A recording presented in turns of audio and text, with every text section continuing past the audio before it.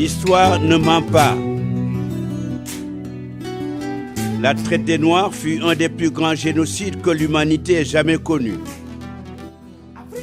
Et ce sanctuaire africain, qu'est la maison des esclaves de Gorée, fut capitale de souffrance et de larmes.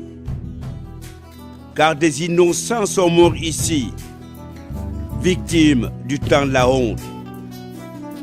Pendant 3 siècles et sans répit, chassés, traqués, arrachés à leur sol natal comme les racines des temps, sous la torture et l'humiliation.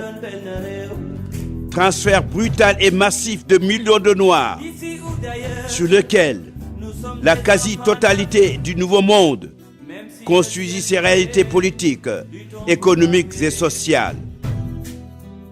Dans des cellules pour hommes de 2,60 m sur 2,60 m, ils étaient assis le dos contre le mur, des chaînes les maintenant au cou et au bras.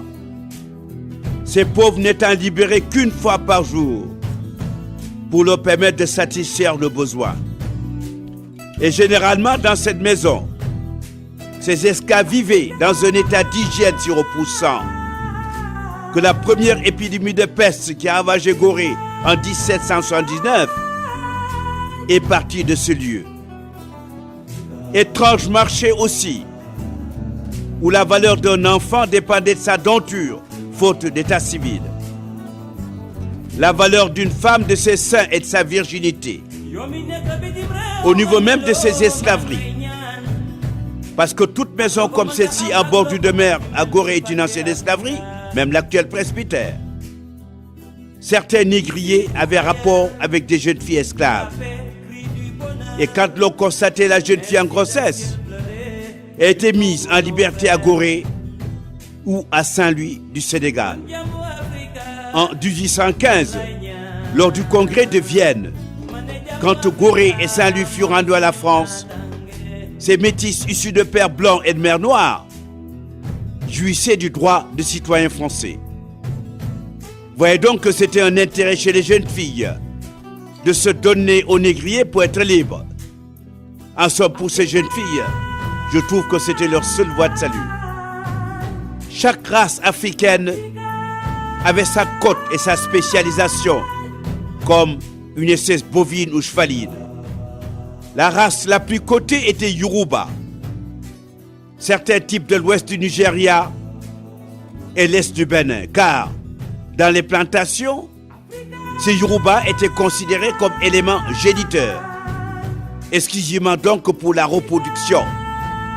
Ils les appelaient d'ailleurs ces Yoruba esclaves boucs ou étalons. Ce sont ces mêmes Yoruba, originaires du Nigeria et du Bénin, qui ont transplanté au Brésil, à Haïti et à Cuba, ce fameux vaudou, le vaudou qui fut africain. À partir de cette porte donnant sur la mer, la porte du voyage sans retour, ils allaient, nos ancêtres martyrs, les yeux fixés sur l'infini de la souffrance. Gorée et la silhouette du vieux Joseph N.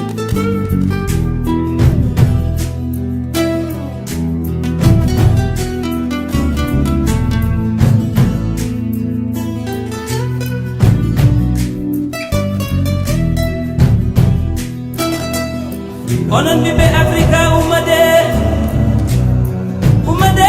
ɗigoɗen leydi men gaccen hasidagal yo allah suuƙen kedi musibaji yo allah adu jam to Rwanda yo allah adu jam to Burundi yo allah adu jam to Casamance lawol min jona